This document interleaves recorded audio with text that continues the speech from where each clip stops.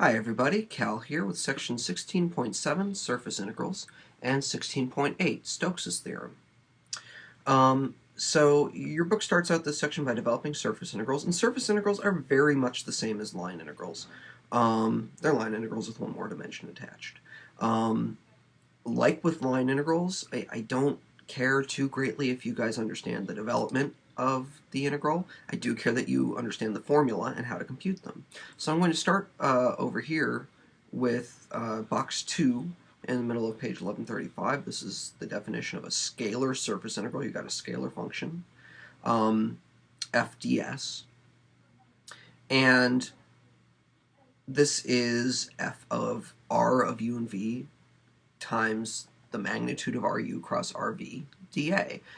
This should not be a shock given that we just found in section 16.6 a formula for the surface area of a surface S, which was, it was this thing, but without an f in it, right? This function was just 1. Well, if you have a function that's more complicated than 1, then instead of getting a surface area, you get an integral of that function of the surface. I want you to understand box 2. I want you to be able to use it as in example 1, starting at the bottom of the page. So I would work through that example. You may or may not be interested in the idea of mass and center of mass. They're very similar as with line integrals. You might be interested in the simplification of these formulas if you have a graph, if z is g of x and y.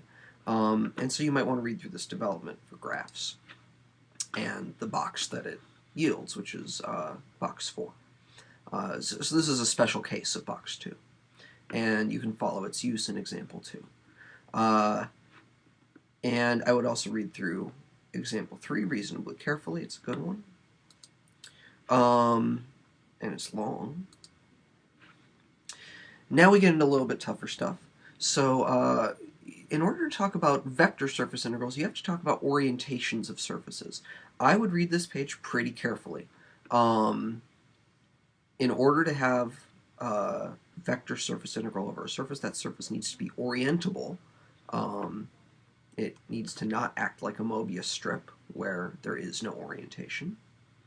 And we have a notion of what it means to be a positively oriented surface.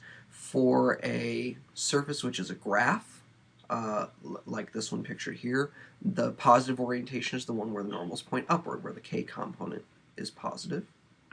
And for a parametrized surface, we have the positive orientation is the one where you take RU cross RV over its norm. The negative one would be the negative of that, which would also be RV cross RU. So your first variable goes first in the cross product is all. And for a closed surface, like a sphere or something, the positive orientation is the outward orientation, the one that points away from the enclosed region. Once you know that, you can talk about surface integrals of vector fields, and again, your book spends some time developing these. I don't care so much about that. I do care about box 8, your definition. And surface integrals are the one place where I feel like the notation breaks down a little bit. F.ds doesn't have a heck of a lot of meaning for me. F.nds works a little bit better. And I would definitely read through this development in the middle of the page. I would definitely read this box, box 9. That's your money here. And I would work through example 4 to make sure you understand how this is used.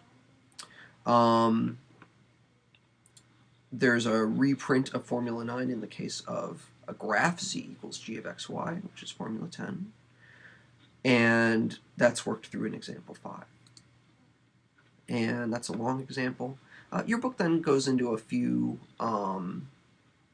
applications of the surface integral. We're not going to get too deeply into that in this class. You might want to read it, especially if you have a physics background or something like that.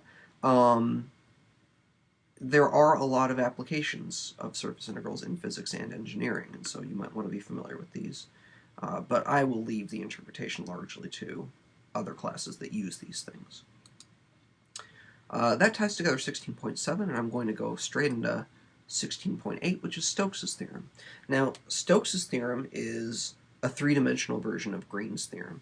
And remember, Green's theorem, we had a curve in R2, a closed curve, and we said that the integral of f dot dr was the integral over the enclosed region D of something which looked like the two-dimensional version of the curl of f, D area. Stokes' theorem looks largely the same. Now I have a vector function in R3, and it says that the integral over a closed curve C of f dot dr is equal to the double integral over any surface S whose boundary is C of the curl of f dot ds.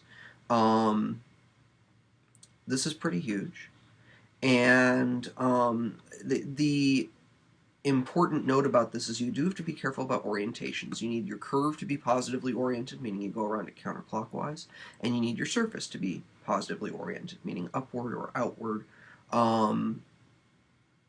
So, yeah, that's all I really have to say about that.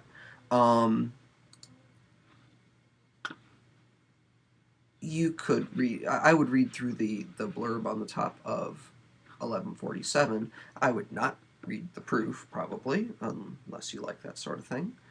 The historical note is kind of cool about George Stokes.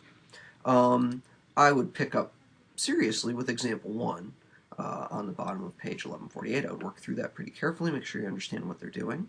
There's a nice picture here to go with it, figure 3. And I would also read example 2 very carefully. These are a couple of pretty stock uses of Stokes' theorem. Your book goes into, after that, a bit of stuff on the meaning of the curl and how we can use Stokes' theorem to interpret it. I'm not going to worry too terribly much about that, so you can pretty much ignore the rest of this section unless you're interested. And that's 16.8.